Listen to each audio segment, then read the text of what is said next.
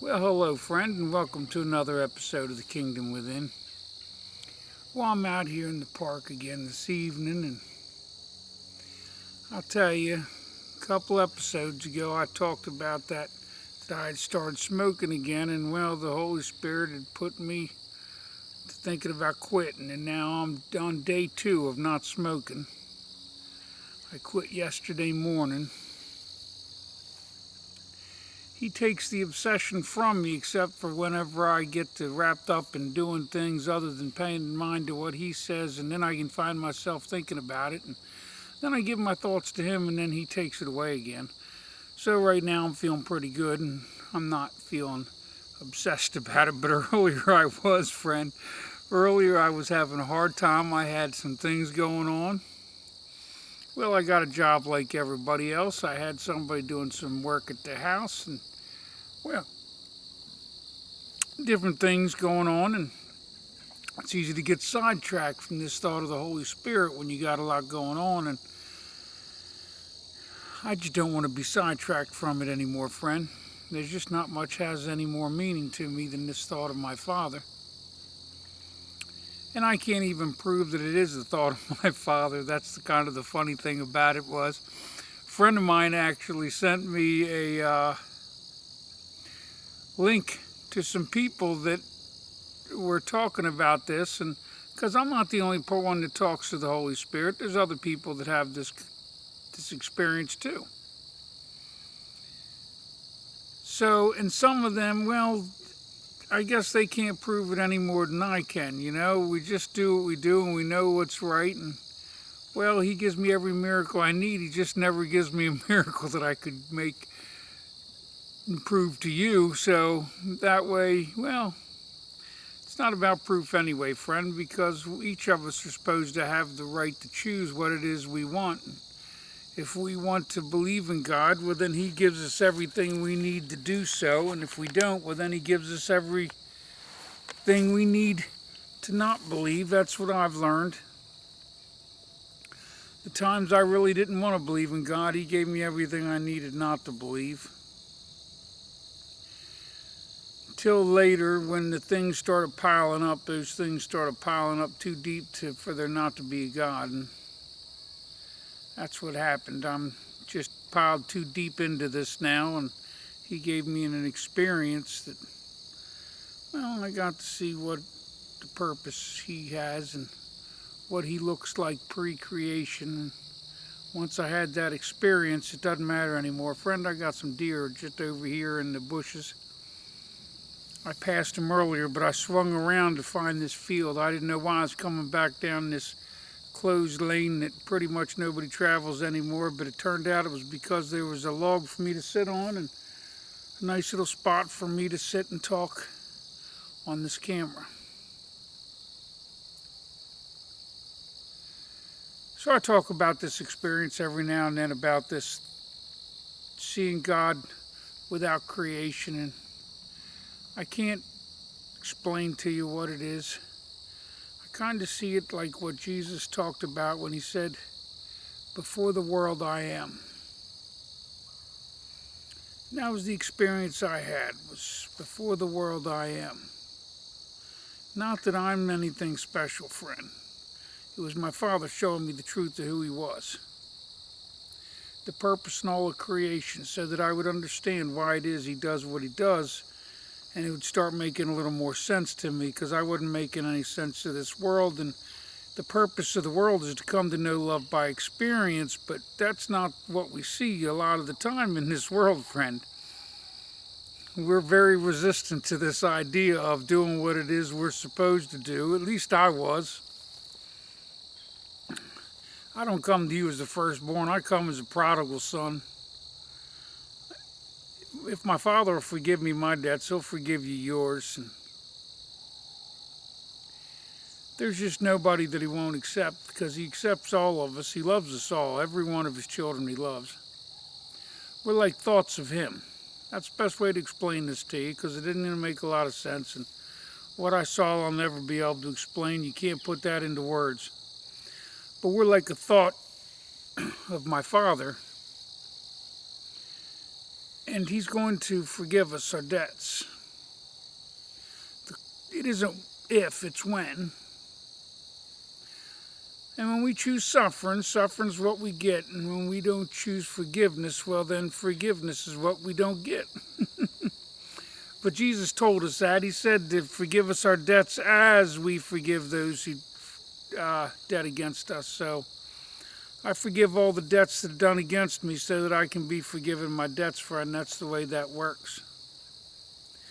That's what he showed me. And, well, if you read that message of Jesus, it just says it time and time again. You see, Jesus was very clear. The problem was people were drinking grape juice and eating that bread and calling that eating his body. But that's not what he was really referring to.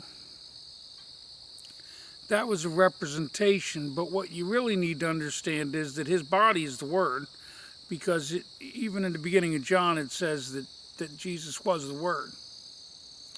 So if you eat his words, you've eaten his body, and if you drink his Spirit, you've drank his blood. And that Holy Spirit is the blood of the Christ. Doesn't make sense to anybody maybe, but it makes sense to me. So I drink the Spirit all the time because it's just the only thing worth drinking. All the thoughts I had used to cause me suffering, and with the Spirit gives me all these better thoughts and allows me to be more joyful most of the time. Today's been a little bit of a challenge of having these good thoughts because I have been struggling back and forth with letting go of that thought, because when I get wrapped up in this world and I'm not got that Spirit with me, then that withdrawal from the nicotine, I can feel it. And then I get kind of irritated. And then when I turn back to the Father, it's all lifted again. And so now that I'm out here in the woods and being with him, it's all lifted from me again. But it wasn't lifted from me early when I was going through things. And sometimes people seem to almost... Well, when you're trying to do something different, sometimes folks will do things almost seeming like it's an intentional, like they don't want you to succeed at something, and that's kind of the way I was feeling today. But it might have just been my own perception, friend. That's the truth of the matter is. The truth is that love is the way and forgiveness is the key, and it doesn't matter because I got to forgive everybody their debt no matter what, including myself. I can't even hold me accountable, or else I hold my Father accountable. If I judge me, I'm going to judge you. If I hold you unforgiven or hold me unforgiven, then I'll hold the other one too. That's the way this works. I've seen that over and over. If I don't give myself forgiveness, I won't give it to you. And if I don't give it to you, I won't give it to myself. That's what Jesus said. But so this forgiveness becomes a thing that you have to forgive one while you're forgiving the other, and realizing my Father done forgave you already. And that love is the path, and when you choose that path, you end up with a greater path. And I'm out here in the woods talking on this camera. I don't even know if it's right or wrong sometimes, friend. I just knew I was supposed to be out here again tonight. I felt it.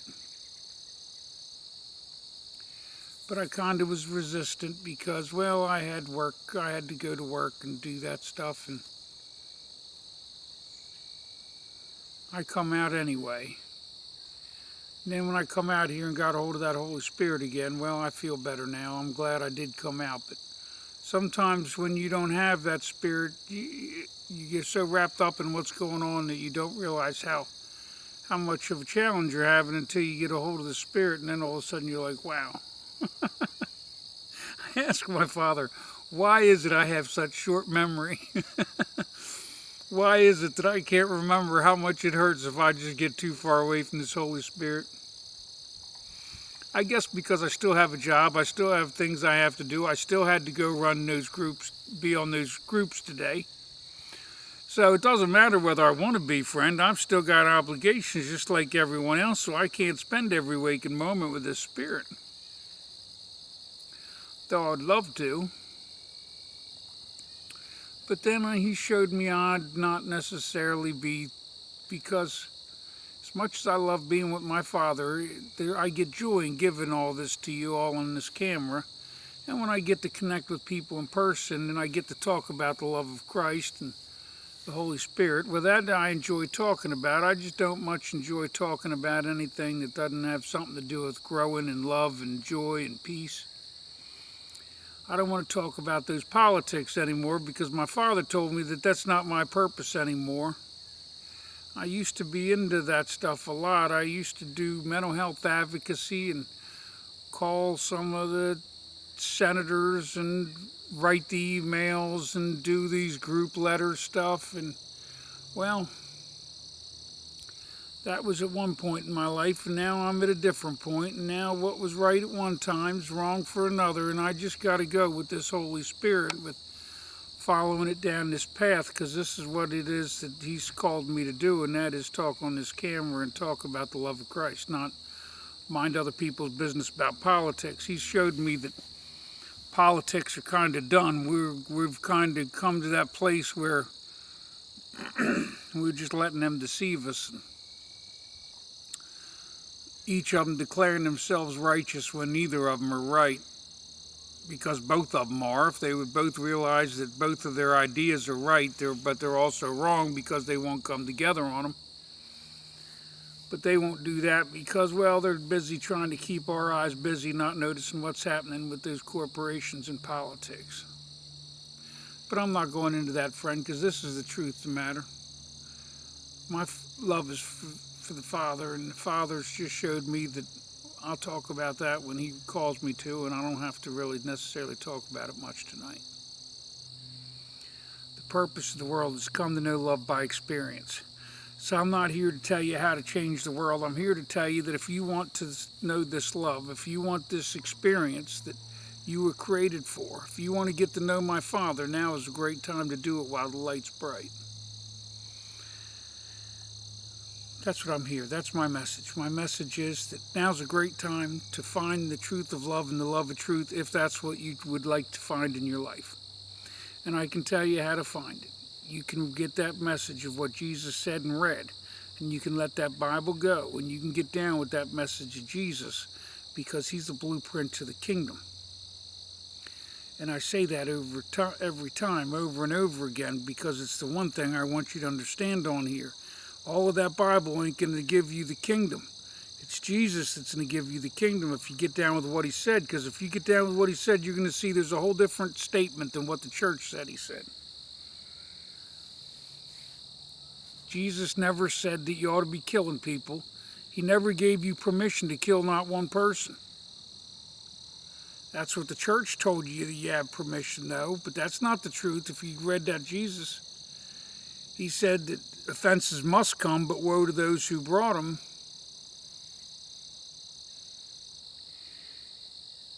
He said that if you want to be His disciple, you have to come to even hate yourself, which means hate your own selfishness.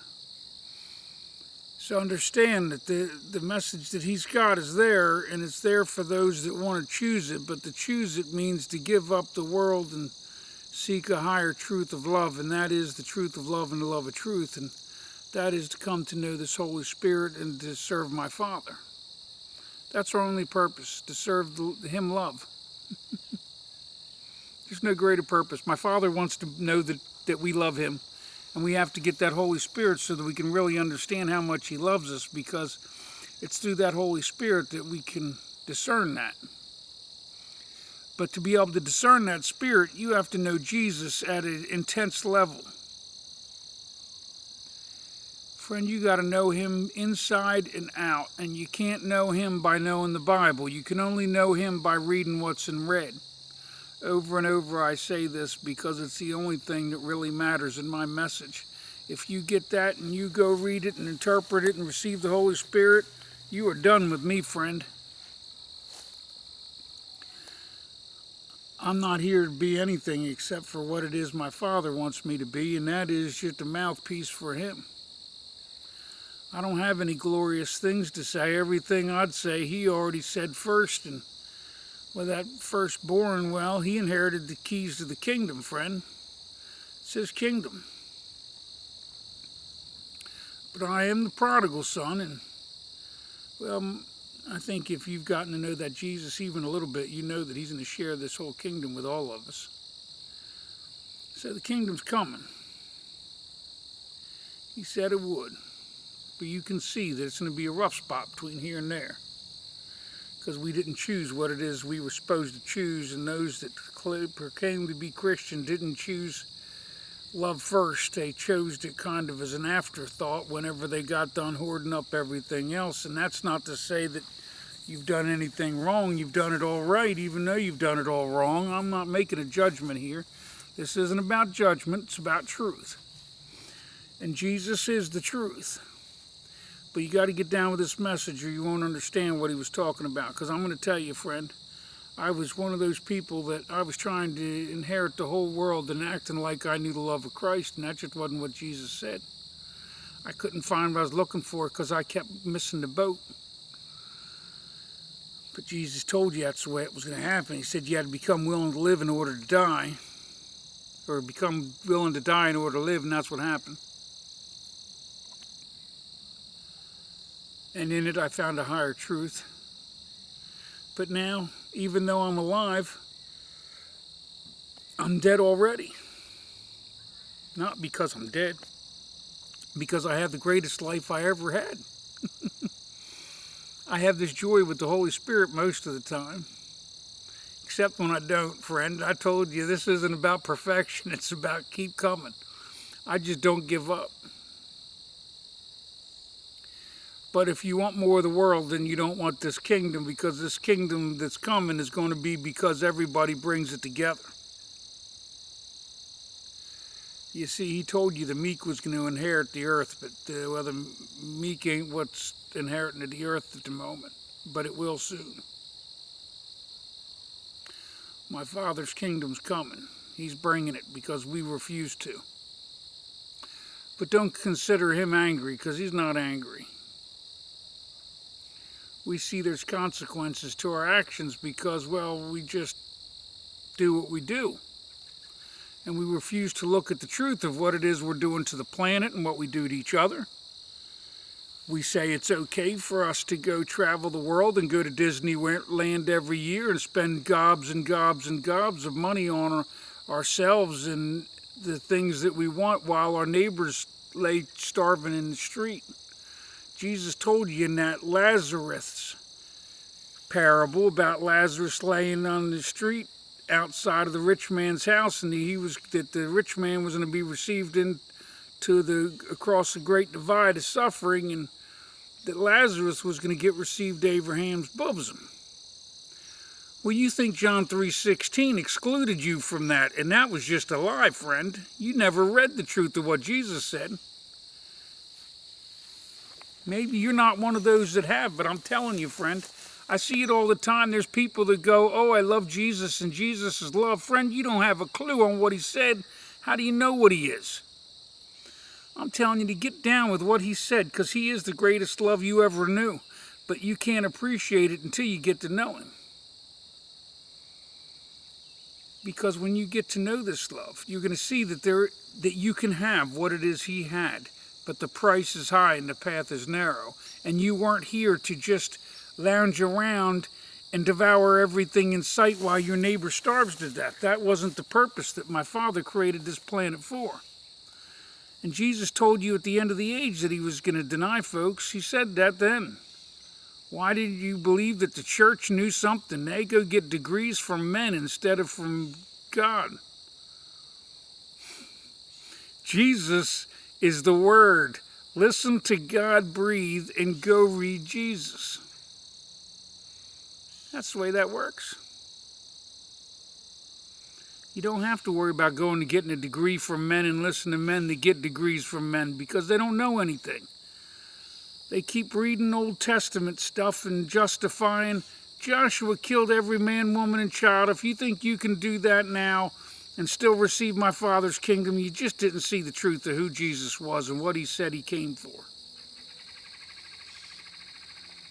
So I'm just here to tell you the truth of love and the love of truth, and I don't expect you to believe a word of it because, well, I'll tell you the truth, a lot of people won't. But he told me I could speak if I wanted to, though nobody'd listen anyway.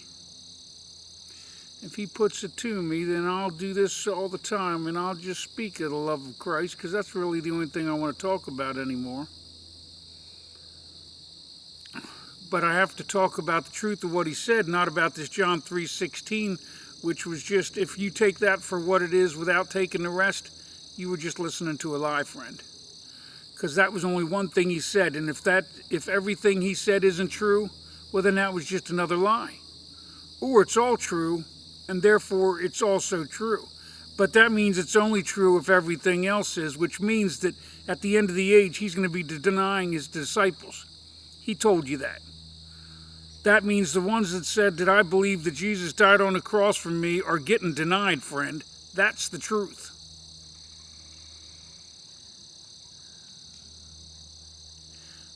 I'm not saying it to scare you. I'm saying it so you look at the truth of who it is you are and decide, am I worth being in order to get this kingdom? Because this kingdom, you have to have the right spirit for it. It's not right or wrong, friend. It's not that my Father's angry. But you say that that thought of Satan was cast out of the kingdom for this pride.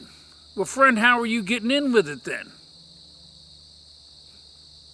These are the questions that the church has deceived you on. They don't want to think about these things. They want to eat their fruit and not pay half a mind to it.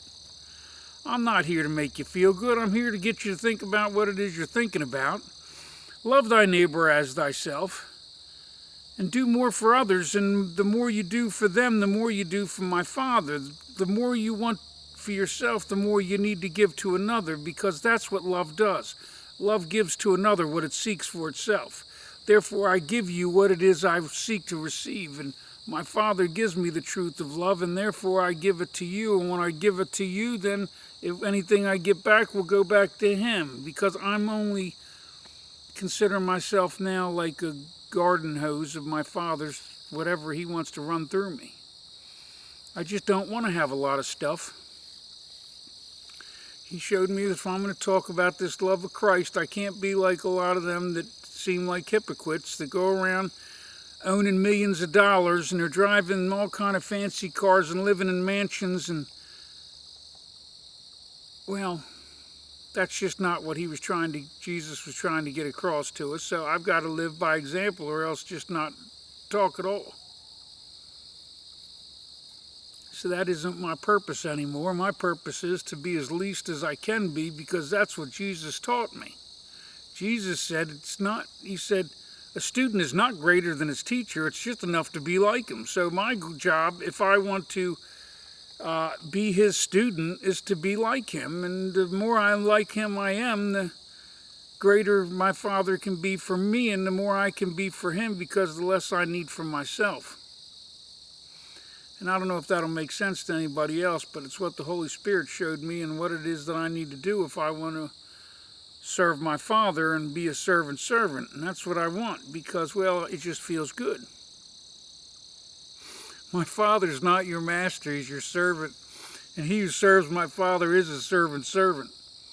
But since my Father really doesn't need anything, the only thing he really needs is to give his children things. So whatever it is that he wants from you so that you can give it to his children, because that's the truth. He desires mercy, not sacrifice. Yet he gives mercy.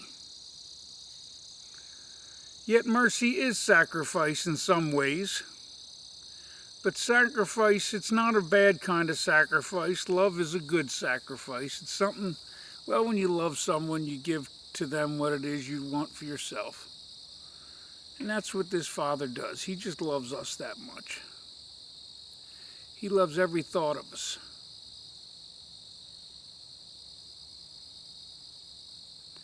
Well, friend, all of a sudden, I feel like I'm done speaking. The Spirit has said enough. Friend, just know that I love you because my Father loves you, and because you're worth loving. That's the reason he loves you. I don't care what you did yesterday, friend. Don't listen to the world. Today's a new day, and if today you ask for forgiveness from my Father, today's the day you get it. and then you give to another what it is you seek for yourself, and because you give forgiveness, you'll continue to receive it, and at the end of the day, you'll have exactly what you were looking for, and that's love and forgiveness.